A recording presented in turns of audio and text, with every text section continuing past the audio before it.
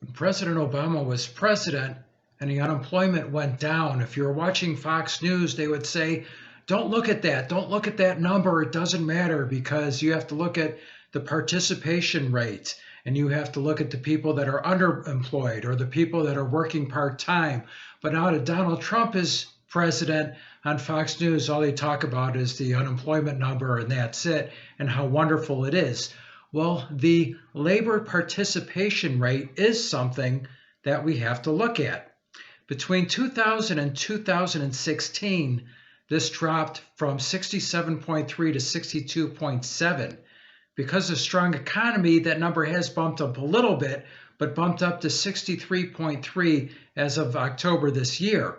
That still represents a 4% drop since the high in 2000, and each percentage point represents about 2.5 million people. What's going to happen when the economy cools off and more jobs are automated?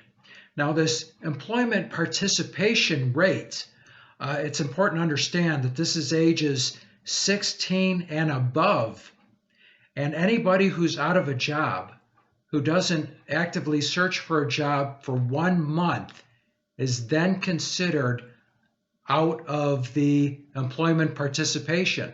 So they're not counted as one of the unemployment numbers. They're just not counted in the job participation number. Now, it's interesting to see this 4% drop, what demographics those are, and that's what we're going to take a look at. And the source for this is in the description of this video. This is from the Bureau of Labor Statistics. Now, what's really interesting about this drop is not even among age groups or ethnicities. By far, this drop is with 16 and 19-year-olds. That represents a 17.7% drop. That is really big, and the biggest number of that drop comes from whites, over 19%. And more of those are white males. Something we're seeing is a significant drop with young and an actual increase with older people that we're going to get into a little bit. We're also seeing more of a drop with male than female. So women are doing better in the job market right now than males are. But when you look at that significant drop, over 19%, 19.1, some people are saying, well, that's because more of the youth are going to college and not working. But I would argue this is why more are going to college, because they're not working. They can't find employment. And this is once again, a big significant number. I believe that there's definite correlation when you see this white drop in unemployment in this category of this magnitude. Why are we seeing a higher rate of suicide with young white males? Why are we seeing more young white males embrace socialism? Why are we seeing more young white males willing to forego to lose the First Amendment? Well, as a society, we place so much worth or so much importance, so much worth on how much we make and what we do for a living. If somebody believes they don't have worth, then they're not going to defend individual rights and liberties. And if somebody doesn't feel like they don't have opportunity, they're not going to defend capitalism. So I believe these things are directly related.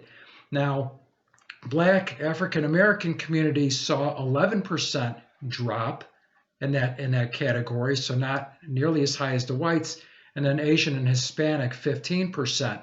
Now, when we move on to 20 to 24 years, we see a 7% drop in the participation rate, still significant, not as much as the 16 and 19 years. And then 25 to 54, we see 3.3% drop with men, 3% slightly lower with women. And now this is very interesting.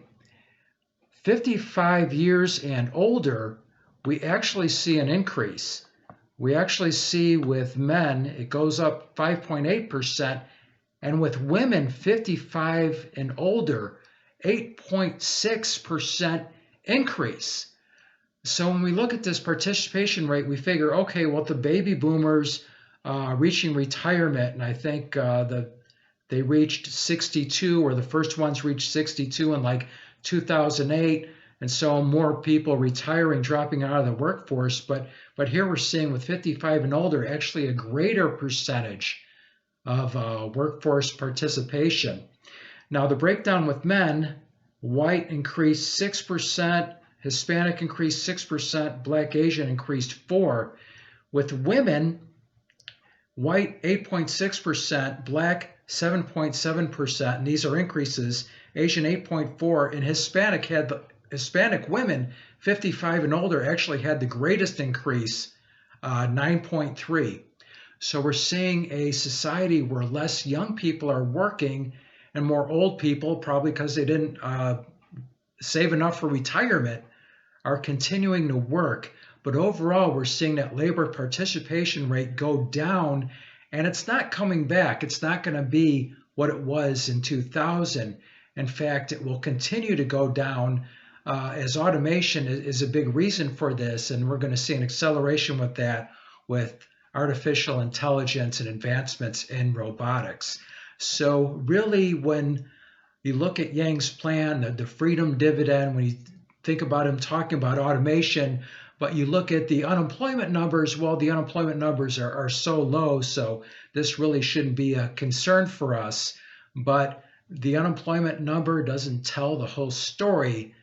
And when you look at the trends with the labor participation rate, you definitely, for our society, it's really critical that we begin this freedom dividend. And something else that Andrew Yang talks a lot about is finding worth outside of what we do for a living or how much we make.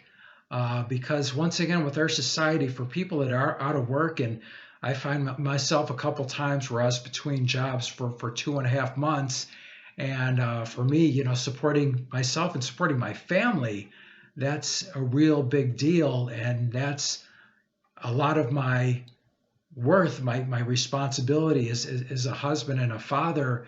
And not having that employment, that could really shake your self-worth. And for young people, not being able to find employment. I mean, at 18 years old, I moved out of my house and I was living in my own studio apartment, working full time. I did that right out of high school. And this was the 80s. There was a lot of opportunity. Even in high school, I had a lot of jobs. Telemarketer for the Policeman's Ball, for the Chicago Tribune, selling subscriptions, working as a clerk for Chicagoland Laundry, working in parts and services of a lift truck company. So there was a lot of opportunity, retail, manufacturing, and I was able to get jobs, be dumb, lose a job, and be able to get another job. And I was able to support myself and move out of my parents' house and live on my own at 18 years old. And that opportunity there was for me back then isn't the same for kids getting out of high school or even in high school looking to work and make some money now. And that is having definitely an effect on views of capitalism, views of self-worth, views on things like individual rights and liberties. And it's not a good effect. I mean, we want people to have opportunity. That's what's required for capitalism. And we're seeing a big change in that. So we do have to change the dynamics, and we do have to adjust for this changing world. Andrew Yang is the only one that's really sees this, that's really future looking, and that has the best plans for it. And that's really why he is by far the best candidate running. Anyway, this is Jim Wall. Thanks for watching. Please share your thoughts. Until next time. Cisco, do we have to leave all our good friends now? Only until next time, Pancho. Adios, amigos.